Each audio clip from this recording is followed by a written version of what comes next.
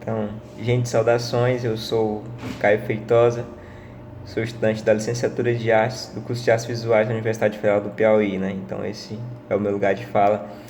E eu tô aqui hoje para falar um pouco sobre o meu trabalho, né? O trabalho que eu submeti para o COINTER 2019, que era intitulado Grilhões Epistemológicos da Arte e Educação no Brasil, né? Então, falar um pouco de como é que esse tema me atravessa, o que eu penso da relevância desse tema para o nosso contexto educacional atualmente, né?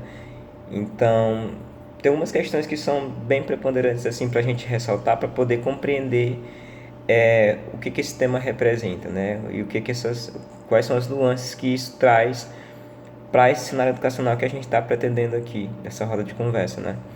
Então, assim, a questão da arte e educação, ela tá muito enfática nos últimos tempos, por conta de algumas coisas que ocorreram, por exemplo, a aprovação da BNCC, que, que tira a obrigatoriedade do ensino de arte no ensino médio, por exemplo, isso é uma coisa que está muito em evidência. Ou também aquela questão da arte ser destituída como grande área do conhecimento e agora ela está alocada dentro da área de linguagens, né? Então ela perdeu muita coisa aí, muita abrangência nesse sentido também. Está muito em evidência a questão e entre outras questões, né? Como também a classe vem lutando por algumas aprovações, como por exemplo licenciaturas nas várias linguagens artísticas e por exemplo a gente só tem artes visuais por enquanto. Mas por que eu estou trazendo essas questões assim que são preponderantes? Porque para mim essas questões elas são quase como um final, não como a priori. E o que eu estudo no meu trabalho, né? Nesse trabalho que eu estou apresentando aqui, que vocês podem ver também na íntegra depois, né? Eu estou atrás do a priori, né? O que pode ter impulsionado isso, né? Essas coisas, porque eu acho que essas coisas elas não são isoladas e elas não aconteceram do nada. Então acho que deve ter alguma coisa que motivou isso, né? Então eu busco através de analisar a historicidade do país, né? E dos acontecimentos históricos que a arte educação passou, eu procuro encontrar quais foram as fontes dessas coisas, né? Não é que para mim trabalhar essas questões não sejam importantes, né? Eu sou um arte educador e eu vou me deparar com a escola, então eu vou ter que ver isso, ter que ver os impactos disso na minha prática escolar, né? Na minha prática docente. Isso não é uma coisa que eu não vou ver, uma coisa que eu não vou me preocupar. Só que enquanto pesquisador, eu também estou preocupado em ir mais a fundo nessas discussões, né? Então já tem muita gente trazendo em evidência essas coisas, mas eu tô com, mas a minha justificativa também é de ver qual é a priori disso. Então, assim, para ser bem sintético, né, eu já vou explicando alguns conceitos, por exemplo, como grilhões, né?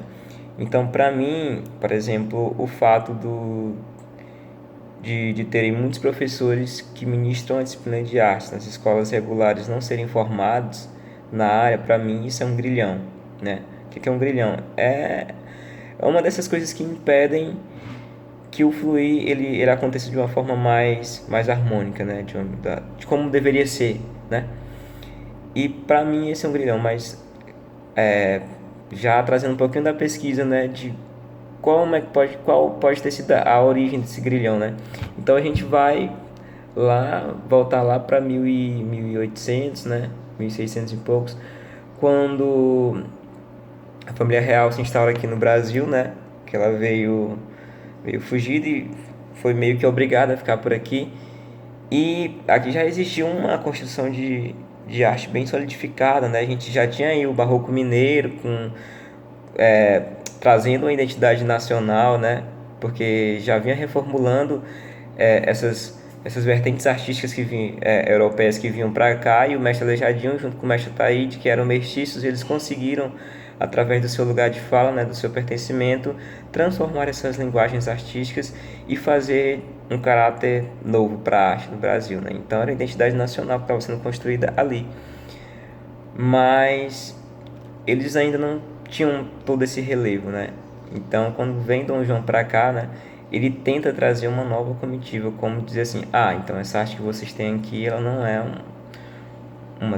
é belas artes, né? Então, vocês têm uma intuitiva de arte, só que não é a que a gente está querendo, né? Então, vem a missão artística francesa para cá, para o Brasil, né, com o intuito de trazer a arte, né, como se fosse a arte de maior valor para cá, né? Então, são padrões neoclássicos e tal. Para quem não entende muito de arte na sua profundidade, existem as vertentes artísticas, né? E cada uma tem uma preponderância específica. E as artes neoclássicas, né, que são aquelas que bebem da fonte da Grécia e da Roma, elas têm padrões e têm representatividades que são típicas da nobreza, né, da burguesia, por exemplo. E esse tipo de arte ele não abrange o total, né?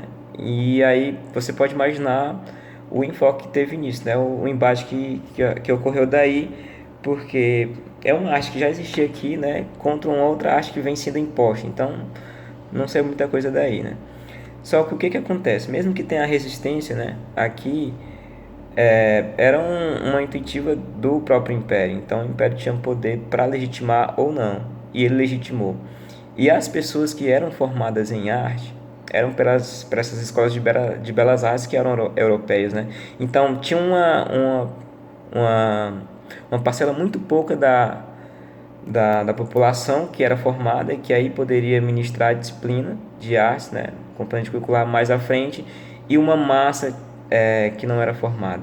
Então, a partir daí a gente...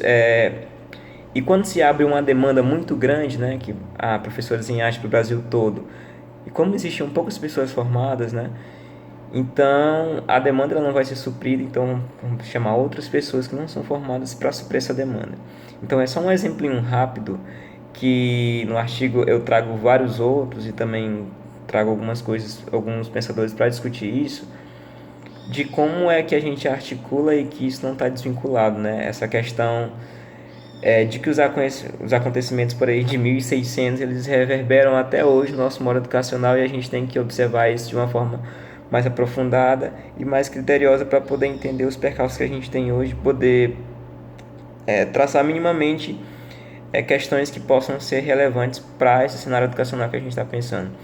Então, assim, nessa pesquisa eu me baseei basicamente por estudos bibliográficos, né? Uma pesquisa qualitativa em que eu analiso os dados para conseguir uma melhor clareza, mas também não é só isso, né?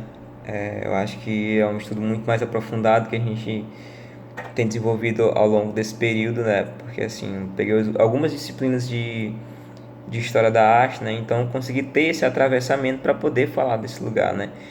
Então, trazendo assim, porque tem que ser sintético, né? Trazendo algum pouco dos resultados de discussão, a gente percebe que o ensino de arte, através dessas práticas, né, de um ensino verticalizado, em que as práticas elas não reproduzem o contexto que a gente vive. Se a gente for pesquisar alguns pensadores, não sei, educacionais que trazem o aluno como centro da aprendizagem, o próprio John Dewey traz isso também, e que a gente vê que a aprendizagem significativa ela só se dá quando o aluno ele faz um link entre o conhecimento que precisa ser transmitido e a vivência que ele já tem. A gente percebe que isso não ocorre, porque é um conhecimento que vem de cima para baixo, ele não observa as assimetrias que existem numa classe, numa sala de aula, né? E quando a gente também trata o aluno enfileirado como 1, 2, 3 e 4 na chamada, a gente não consegue estabelecer esse link entre subjetividades e a gente não consegue estabelecer uma aprendizagem significativa. Então, isso reverbera a nossa prática educacional. Então, por que mesmo assim, com os professores formados, a gente não consegue ter essa aprendizagem significativa e trazer a arte como um componente curricular realmente que faça uma diferença? Assim, na maioria dos casos, estou falando num caso macro. Então, por conta disso. Então, esses são um dos emaranhados que eu tentei desdobrar nesse trabalho. E assim, quem puder ler também depois e tal, gerar discussões acerca disso, o artigo está aí. E assim, para mim é muito pertinente, né? É o meu lugar de fala, eu sou um arte educador, eu sou um pesquisador, eu sou um artista. Então esses temas eles me atravessam a todo momento. Mas assim, só para efeito de resumir, muito resumido mesmo que foi o trabalho, acho que foi isso, né? Então, acho que a gente pode gerar muitas discussões a partir desse rascunho, né? Então, assim, só agradecer muito, espero que tenha um ótimo congresso, as discussões sejam muito acaloradas e um forte abraço.